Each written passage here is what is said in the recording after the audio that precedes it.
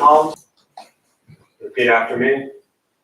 I take refuge in the Buddha. I take refuge in the Buddha.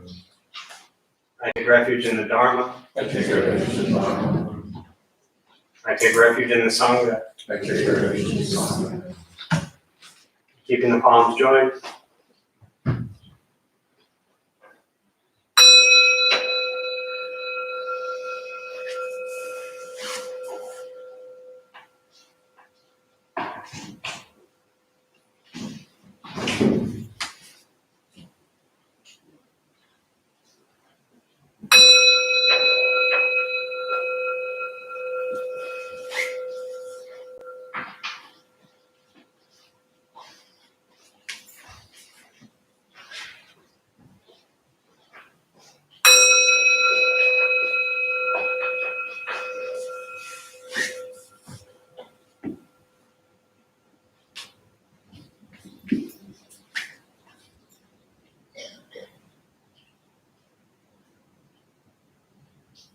Put the palms down.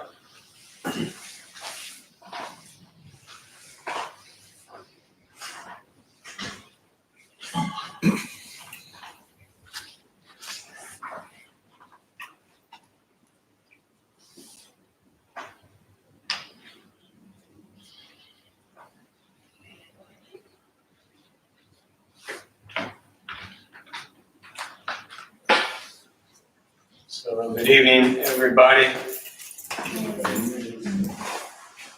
I always laugh. It's like a little bit of rain and half the people are not here.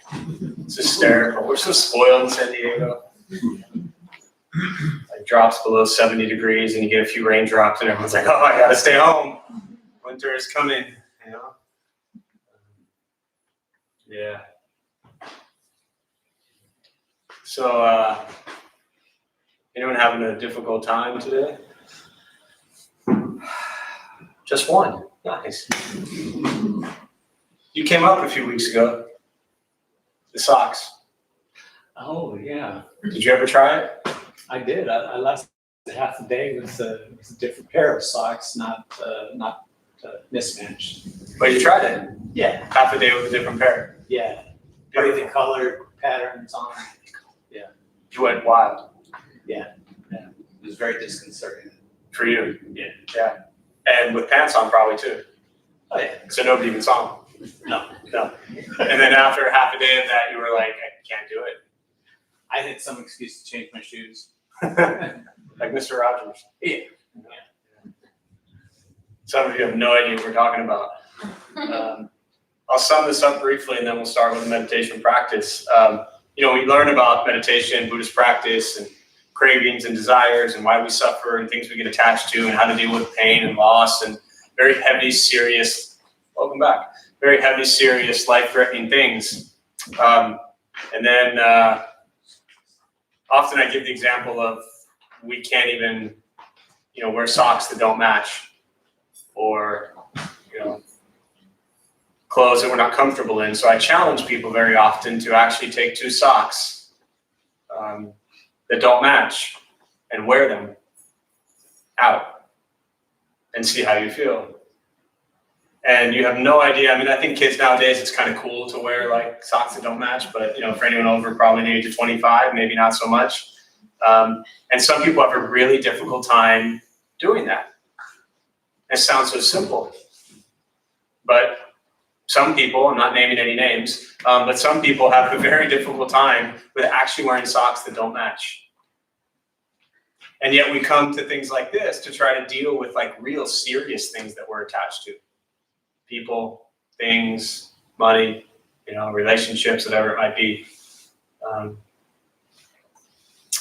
Socks are tough. I call it the advanced practice.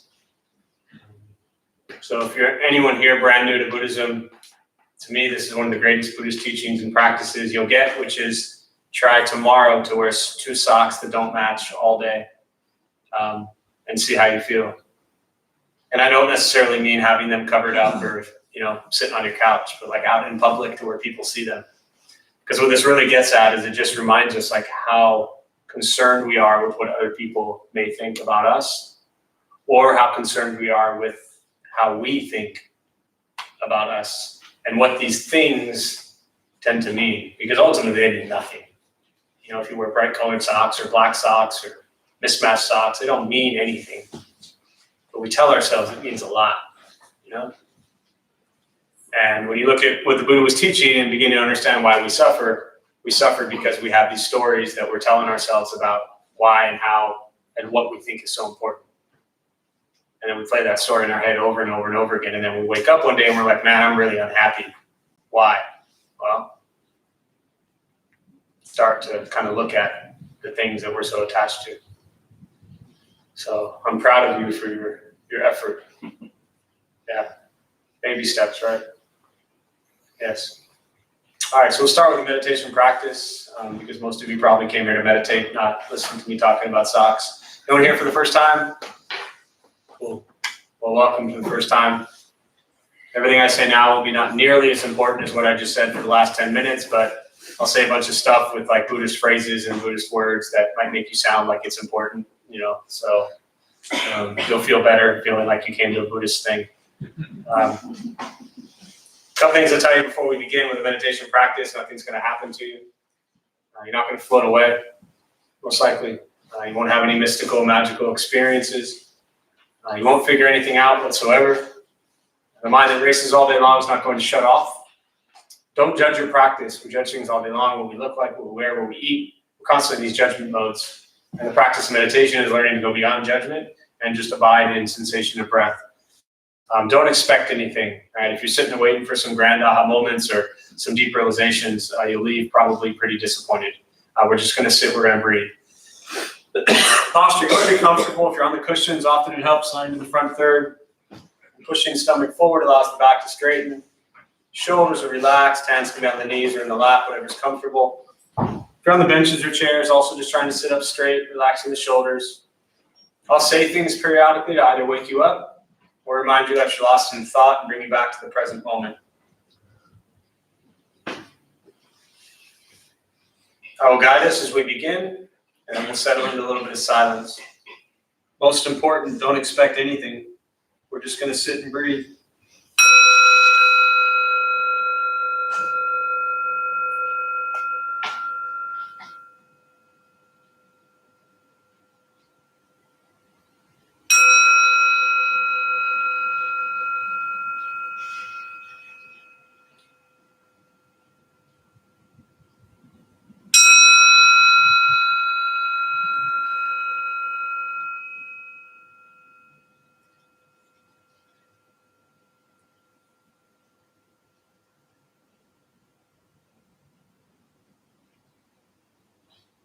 And starting with your eyes closed if comfortable, or slightly open. Mouth open or closed. We'll start with taking 3 deep breaths, slowly.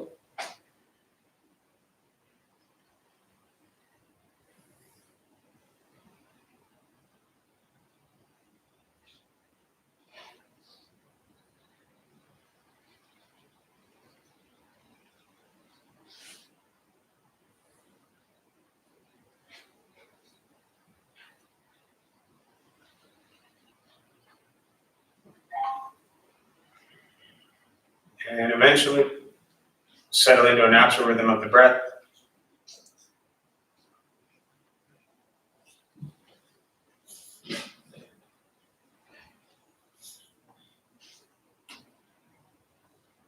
Going throughout the practice, you'll hear sounds.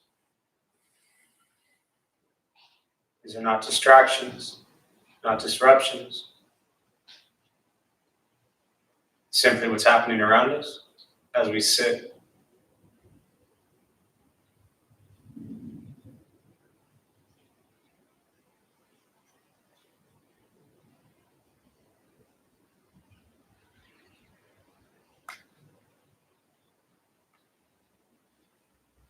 Noticing the mind as it wanders, jumping from thought to thought.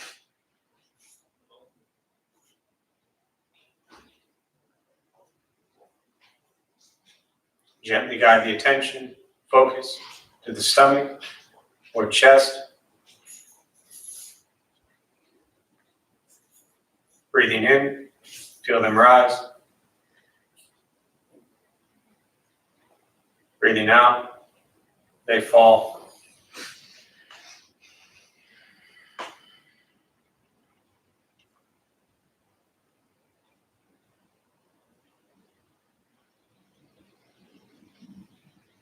Simply continue this practice, observing sensation of breath,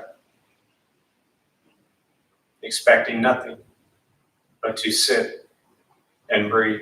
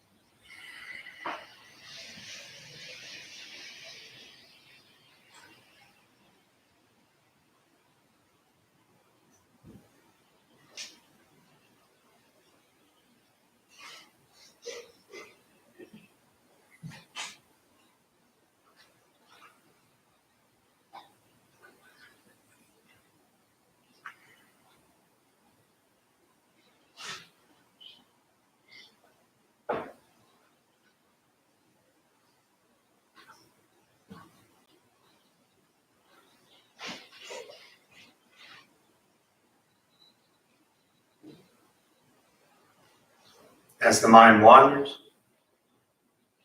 lost in thought, recognize it, release that thought, return attention, focus to the breath.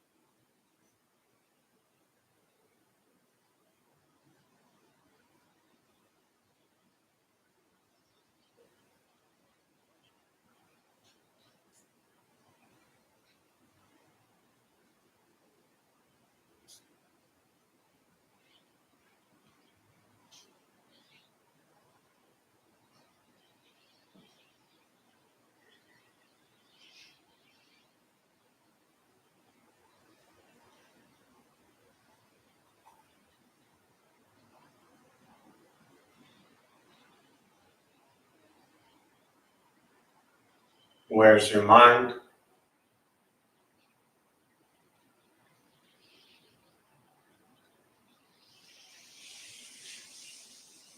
Return attention, focus to the breath.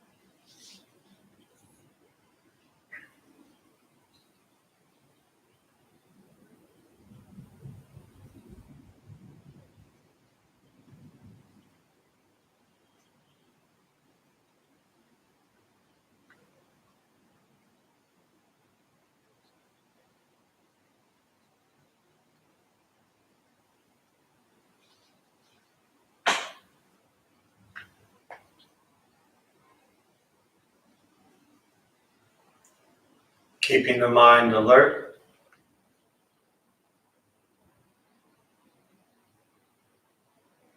aware of each sound,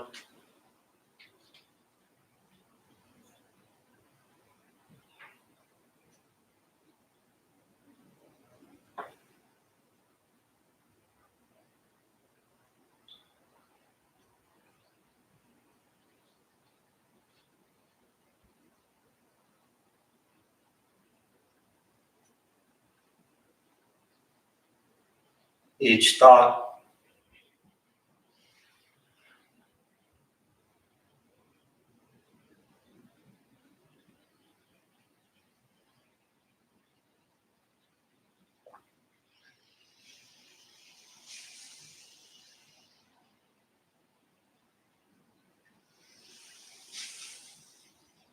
each physical sensation,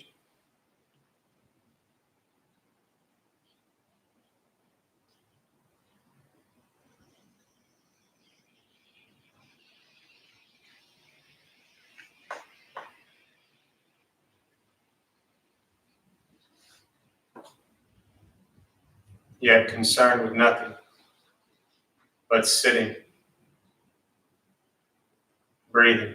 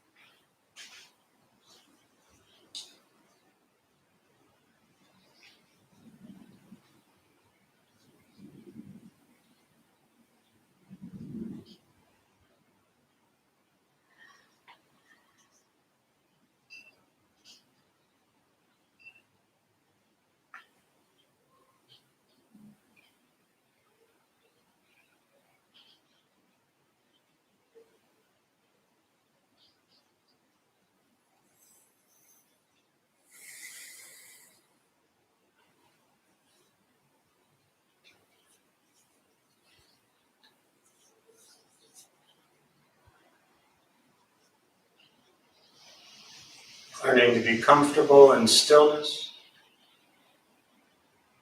and quiet. Simply sitting, breathing.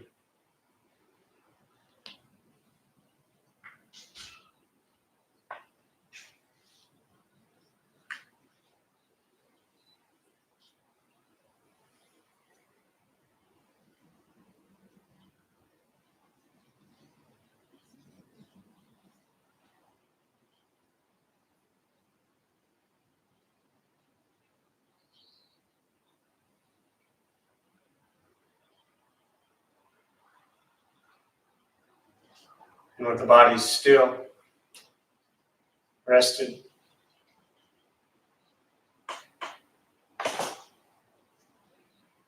and the speech quiet, aware of all sounds, and the mind learning to settle.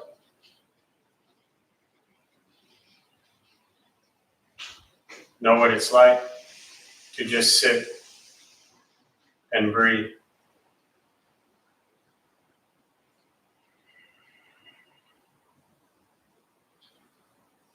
Knowing with each breath, there's nothing else to do.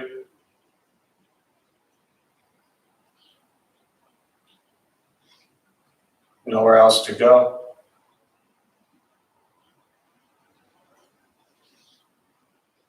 No one else to be.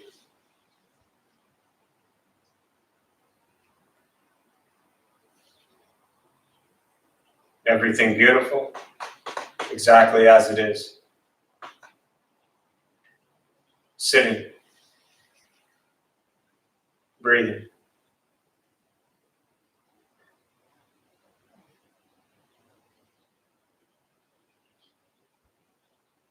And once again, taking 3 deep breaths, slowly.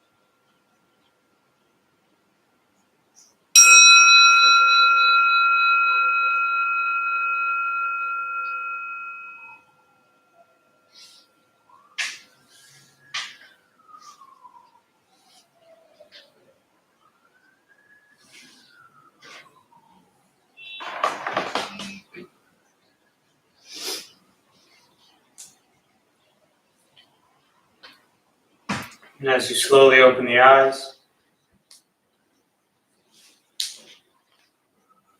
slowly begin to move.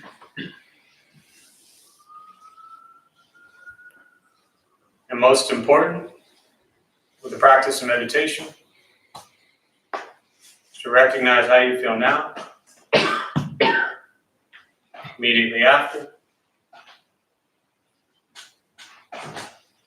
Compare this to how you typically feel throughout your day. Recognize the difference, if there is one.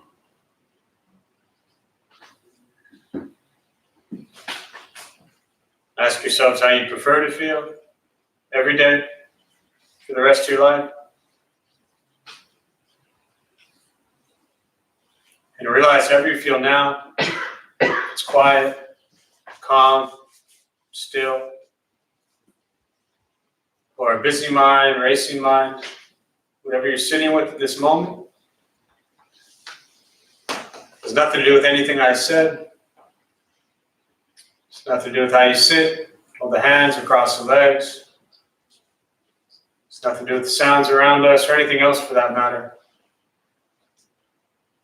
It's everything to do with your own mind and your own mind's reaction to an external condition.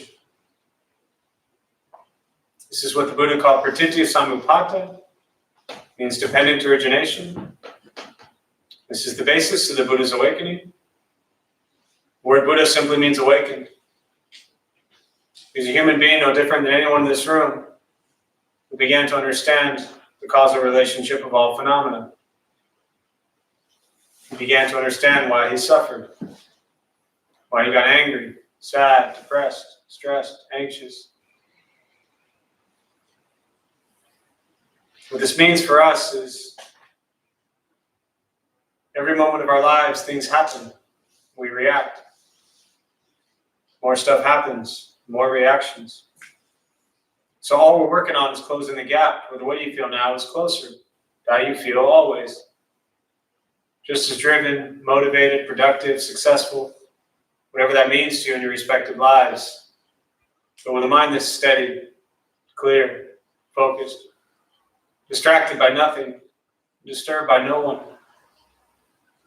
It's not an easy practice, not necessarily a fun practice, but meditation is free. Buddhist practice is free. Sitting, breathing, learning to become aware of what you think and what you say and what you do.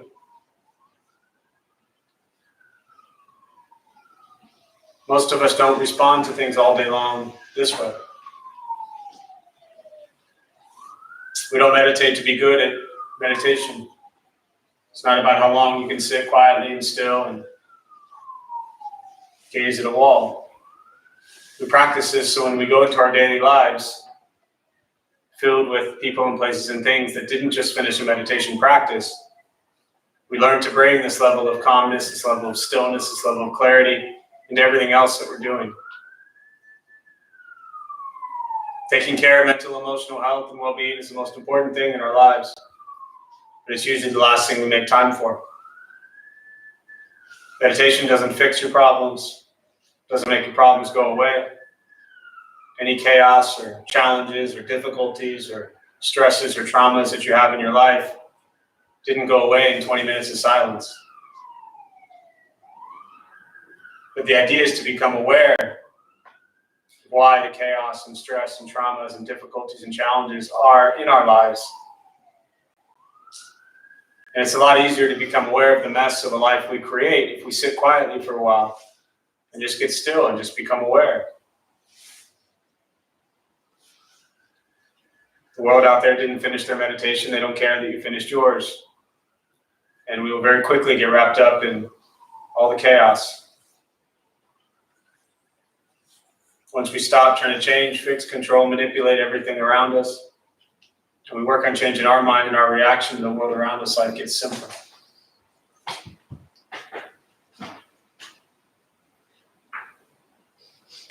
So I just want to touch on something very briefly, I think.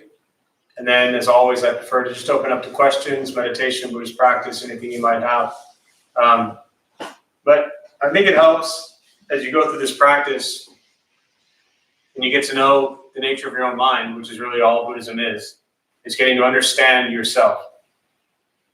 It's like holding up a mirror and looking back at you. And understand that as you do that, it can be a little bit scary sometimes. Not because you don't look good in the mirror, but the inside. As we get to know ourselves, sometimes that's a little scary, a little disappointing, a little frustrating. I mean, has anyone in this room lived up to every expectation you've ever had of yourself your whole life? Right? Not usually. We tend to set the bar for some reason way up there, and then hopefully we can just maintain ourselves way down here. And then we think, well, I'm all the way down here and I'm supposed to be all the way up there. And so our whole lives, every day, is just filled with this idea that we're not doing enough, we're not good enough, we're not okay enough. We're not this enough, we're not that enough. And so when you sit quietly and you begin to look at yourself on the inside and reflect on that, the practice is to be okay with who you are and how you are, but then still working on slow, subtle, kind of gentle changes that don't completely destroy your world.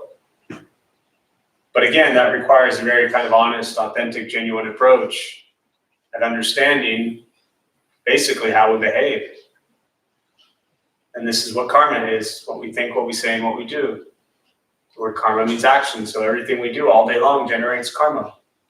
Thoughts, words, and actions. And all we're learning to do is become aware. What is our karma? And again, one of the best ways to do that is to get quiet and pay attention. That means to watch the tricks in your head, the manipulations, the games, the stories, the excuses, the blame, all the things in our mind that we tell ourselves about why everything is so wrong in our world. Very often points at many others. And this practice is not about fixing others, it's about becoming aware of who you are, why you are that way, and then slowly being patient with yourself as you work through that. So try not to be so hard on yourselves. Give yourself a break a little bit, but don't stop working at trying to become a more decent human being. My favorite quote, which I share usually once every 3 or 4 weeks, is Suzuki Roshi said, "You're all perfect exactly how you are. You all could use a little improvement." Right? It feels good to think we're perfect exactly how we are.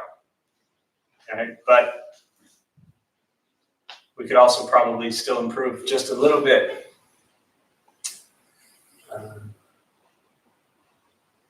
As opposed to these drastic, crazy levels and expectations we have set for ourselves, which are pretty unrealistic. Someone said to me, I heard someone say years ago, they said, we'll never be as good in our own mind as we want ourselves to be. And it made so much sense to me at the time. So with that, I'll just open up to questions. Again, meditation, Buddhist practice, anything you're sitting with that I can address, and I'd rather go in that direction.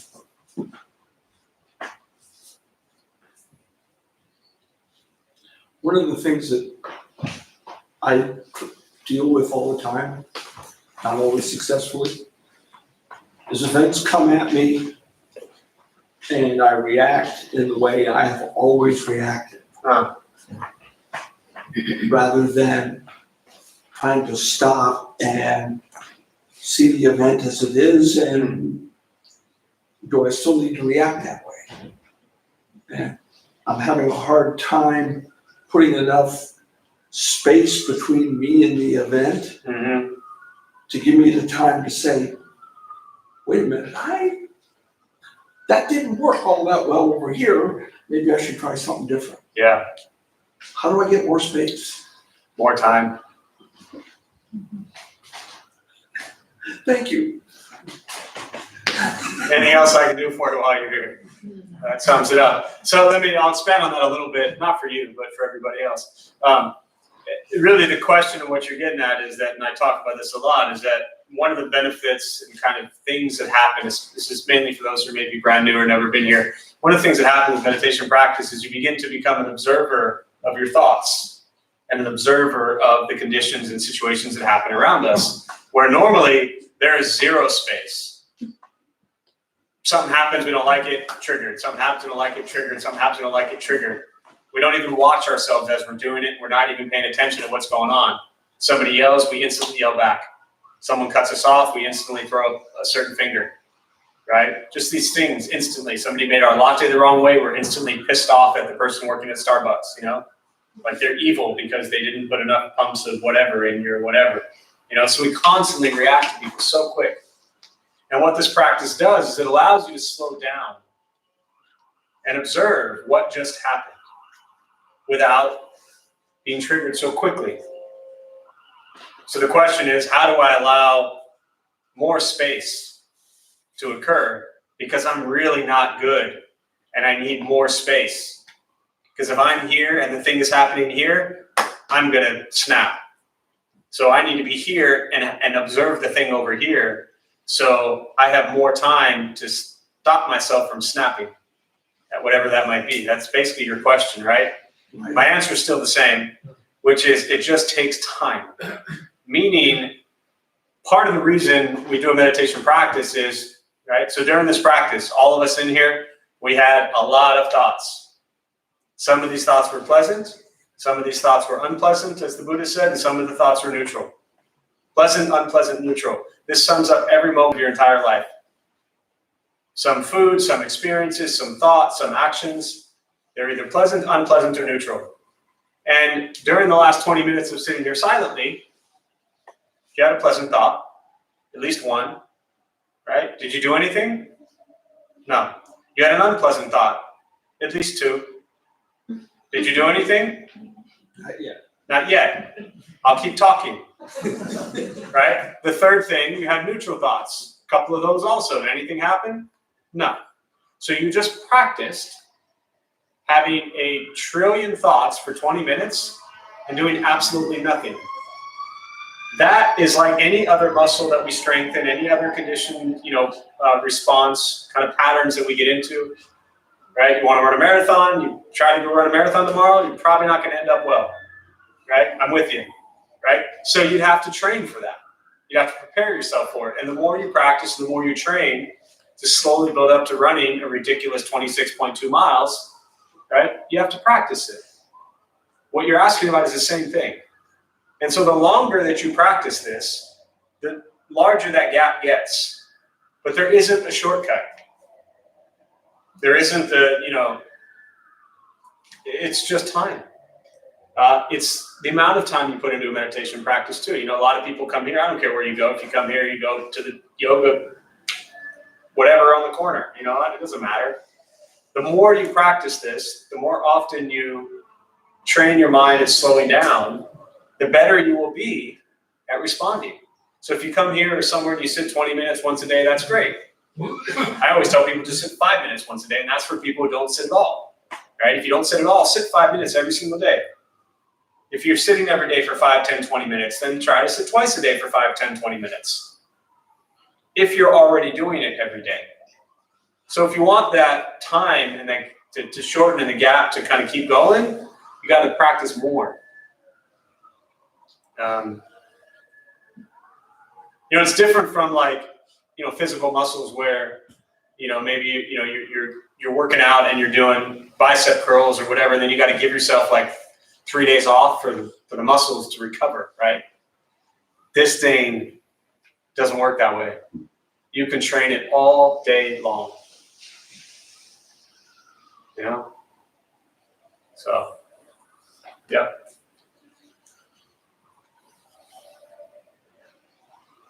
What else?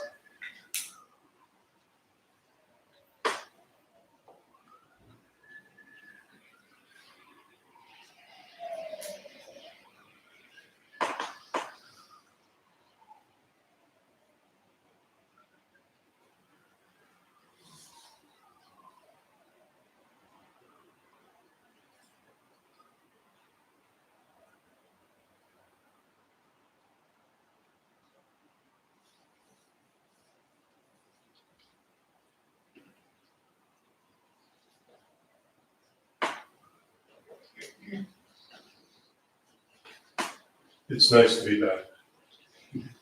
Nice to have you back. You never put names on seats, but I was almost going to put your name on that seat.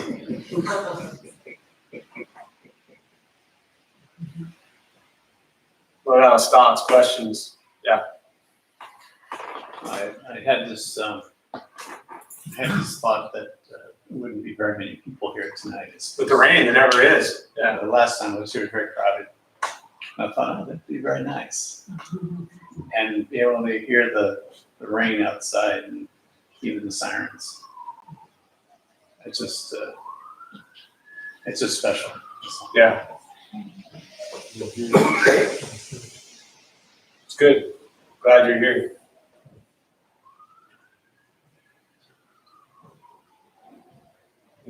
Yeah. So, I know nothing that you say is supposed to like give us this big, incredible aha, Mm-hmm. but keep doing it, so. I just set the bar really low and then it can't fail, you know? But, it's really wonderful when you say to not judge your practice or to judge in the moment or what we're wearing and to have, to take this 20 minutes to actually put myself in that situation Mm-hmm. and to come up with, glimpses of what that looks like. Yeah. Acceptance, quiet the judgment, Mm-hmm. not be, poundingly harsh Mm-hmm. in judgment because I'm quieting that. Mm-hmm. And out of that comes some real peace. It's really nice Yeah. not to be constantly judging. Yeah, it is. I mean, judging people all day long is exhausting, right? Judging ourselves all day long is exhausting. And I think that, like you said, it's a glimpse into what a calm, quiet, peaceful mind could be like. And it's proof that you can do that, that you can experience that you can feel that. And then the challenge is, how do we continue to work to replicate that without having to come here to do it? That's the difficult part. And as you've heard me say before, the same mind that was causing, whatever chaos or stress or judgment or anything today or yesterday in your life, the same mind that was doing that outside these walls is the same mind that's sitting with you right now inside these walls. And so eventually the practice is to have all the walls of the temple and all the walls of a sangha and all the walls of whatever to just fall away. And then you rely on just your breath, your heart, your mind, and knowing that if you keep those steady and still, you can have that peace you're talking about within, and that's when I say within all the chaos. And again, for those who might be new, it really is, it's almost like this just proves to you that you don't have to be an absolute mess all the time, right? So even just for 20 minutes. And I come from years of experience of being an absolute mess. So, that's where I'm coming from. Thank you. Yeah. What is the ideal state of mind? And knowing that we live in a society that demands a lot of us, is it realistic to keep that ideal state? Where this idea of peace or something that's generalized, discussed? Well, I'm hearing a couple questions in there, or a couple different things. The first question was, and is it just end? Or I think your first question was, what is an ideal state of mind? Yeah, so Period, this practice that we do, Mm-hmm. what is it that we're reaching towards? What is the end state? Okay, so the question of what are you reaching towards? Absolutely nothing. You're not reaching towards anything. In fact, it is the reaching that causes all of your misery. The practice isn't to reach towards something. The practice is to stop reaching. The ideal state of mind, instead of trying to acquire or attain an ideal state of mind, spend a very long time getting to know what is your state of mind. Because even if I painted a picture or told you a story of what the ideal state of mind is, that would be impossible to experience based on my description of it. Do you like pizza? Not really. Come on. All right. What else do you like? Give me a food you like. You like popcorn? No. Chocolate? There we go. Go for chocolate, right? If I went 0 for 3, I was done. If I tell you what chocolate tastes like, if I can describe it, right? I can tell you what it smells like, what it tastes like, how long it takes to melts in my mouth. I can draw pictures of it. I can tell you if it's, milk chocolate or dark chocolate. I can tell you if it's got, like caramel on it, if there's cream in it. Like I can describe chocolate. I love chocolate, right? All the description in the world doesn't tell you what it tastes like, right? There's only one way to know what chocolate tastes like, and what's that? To do it yourself. To eat. So understanding, back to your question of what is the ideal state of mind, it's meaningless for me to tell you what an ideal state of mind is, because that would only be my unenlightened description of what I think ideal state of mind is. What the Buddha was talking about was not necessarily to create an ideal state of mind, right? His teachings are not about let's all be blissed out and happy all day long.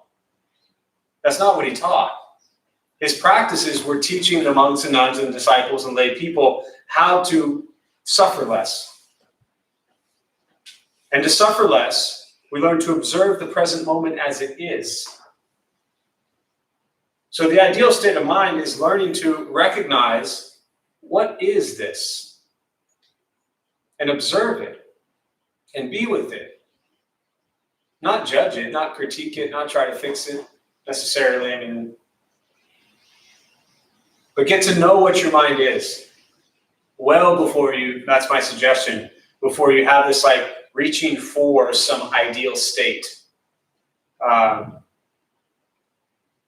The idea of waking up, as is talked about in Buddhism, is to wake up to things as they are. One of the names of the Buddha, many names, one of the names of the Buddha is Tathagata, and it translates roughly to suchness. Things as they are.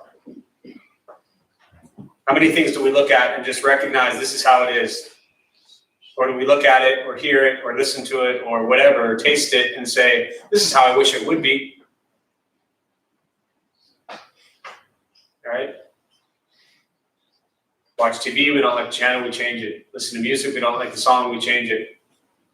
We have certain clothes, we don't like the way we look in them, we buy new ones. Right? We get something to eat, we don't like it, we want different. The ideal state of mind is learning to be with things as they are and have tremendous appreciation and gratitude. So it's really beyond the mind and it comes into the heart. The last thing I'll say on that, does that make sense so far? It does. Yeah. Last thing I'll say on that is that as we, I'm never a fan of kind of the idea, and I think I understand your intention behind it, so this isn't just meant towards you, any of it, really towards everyone, but anytime we kind of get into Buddhist practice with some idea of like gaining, like what am I going to gain, what am I reaching for, what are my goals, don't approach Buddhism as a goal. It's not about like how quick can I get enlightened, right? How quick can I achieve nirvana? It's an 8-week course. When do I graduate and get my certificate, right? You don't get a certificate. You get to wake up with your own crazy head every single day. That's enough. And I don't know if any of us deserve certificates for that, right? But it's not something that like you're striving for. And really the teaching of Buddhism is that the whole idea is to awaken, right? To end our suffering. The Buddha says we're all already awakened. Awakening is not some place you get to or go towards, right? The example, even today, cloudy day, right? Can you see the sun when the clouds are out? No. Is it still there? Just can't see it, right? So that's what the Buddha called bodhicitta, or Buddha nature. We all have that sun, that awakening essence. But the clouds are there. The clouds are the greed, the anger, the ignorance, pride, ego, craving, desire, all the things that cause us suffering. Those are the clouds. So the practice is to remove a lot of those clouds from our lives so the sun can rise. And whatever your state of mind is in that moment, it's probably going to be a lot more ideal than it is in most moments of your day. So another way to look at it is the state of mind I'm in right now, probably not ideal. Make sense? When people ask about how do I practice endless compassion, we overcome anger with compassion. Instead of pouring out like a bunch of examples of how to be compassionate, I ask people to start to pay attention to, why are you so angry? What are you doing that's angry? Right? Or what are you doing that's coming from a place of anger? Because if you are less angry and act out of less anger, by default, that means what? More compassion. You know, if you're angry at someone and you're arguing with them constantly and just constant anger, when you stop that or decrease that, that's a very compassionate thing to do. So the compassion doesn't cancel out the anger. But when we work on being less angry at people, places, and things, by default, more compassionate. Yeah. Other thoughts, questions? Yeah. What you were saying about not trying in order to, I guess, I don't want to say be successful because then that's, Yeah. but it reminds me of the cone. And so how does the cone fit into what you were just saying? Like what rings on koans, is that what you're talking about? Yeah, is that part of that? I mean, so my kind of Buddhist background, without getting into all of it, the master I had is a Linchi, which is Rinzai, Zen master, but mixed in with Pure Land Buddhist practice. And so the monastery I was at, we didn't do, and koan practice was predominantly Soto Zen and Rinzai Linchi. And so Rinzai practices koans. We didn't do koan practice, so I'm very familiar with koans, but it's not anything that I studied or practiced or trained in. But in a way, koans, if you've never heard of them, are they're like puzzles. Does a dog have Buddha nature? What is the sound of one hand clapping? All those types of things. And the idea behind koans is for the master to basically rattle your cage. Because we all think we know, right? I mean, as soon as I said, "What is the sound of one hand clapping?" Everyone's like, "Oh, what the hell? I want to know. I want to find out." And then when you try it, you're like, "Oh, that's it," and then we think we're right. Good luck answering that question, especially to some great Zen master. So the whole idea is to get us out of this way of thinking with koans that what we think about a situation is correct. And so, kind of back to your question about not trying to be anything.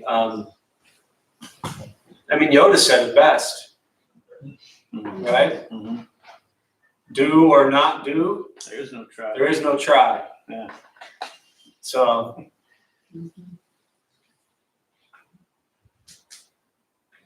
Goes back to the socks. Back to the socks, man. Aren't you glad you came back? Yeah. Just, to me, ideal means permanence. Just keep going. And because if I'm going to go toward an ideal, if I'm going to go toward the ideal, the minute I think I achieve it, it changes. Yes. So to think of ideal to me is something that we shouldn't even deal with. Like concrete. It's going to be changing. It's constantly changing, no matter what. Yeah, and that's another great way to look at. I think the problem that arises when we're looking for some ideal mind or ideal situation is that yes, one of the Buddhist teachings is around impermanence, and so what you're saying is in essence that if we say something is ideal, then that gives us some permanent, concrete, fixed way of being that we think it should be like, and that's not helpful at all. Because we're very quickly proven that our perception isn't correct. And the reality is, even going back to like the chocolate example, you can describe it and then you can start to taste it. And let's say you love it. And let's say you don't love it. That still doesn't change the taste of the chocolate. All we've now done is we've kind of put our meaning on it. We've given something a label and a judgment and a meaning based on our perception of it, which doesn't change what it actually is. But that right there is why we struggle and suffer so much, is because we've told ourselves how we think everyone is supposed to be. Ideal. We have this ideal mind of what we think the world is supposed to be like. We have an ideal mind of what we think everyone else is supposed to be like. We have an ideal mind of what we think we are supposed to be like. We are changing as we approach what we think is the ideal. Yeah. The ideal is changing. So it's a no-win situation, which is sort of a waste of time. Correct. Yeah. Glad that cleared everything up for everybody. It's a waste of time. Yeah. Yeah. Everything we do, and I'll kind of close with this thought, everything we do in life is important. Everything.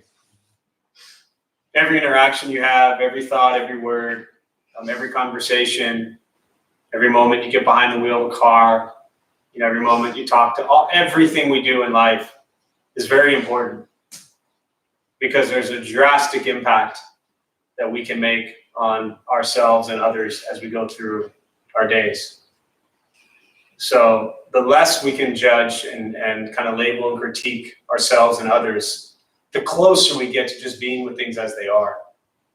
And when we're faced with people that are challenging or difficult in our lives, or they're not living up to the ideal situation that we have painted in our head of how we want them to be, it helps to just recognize that they're also human.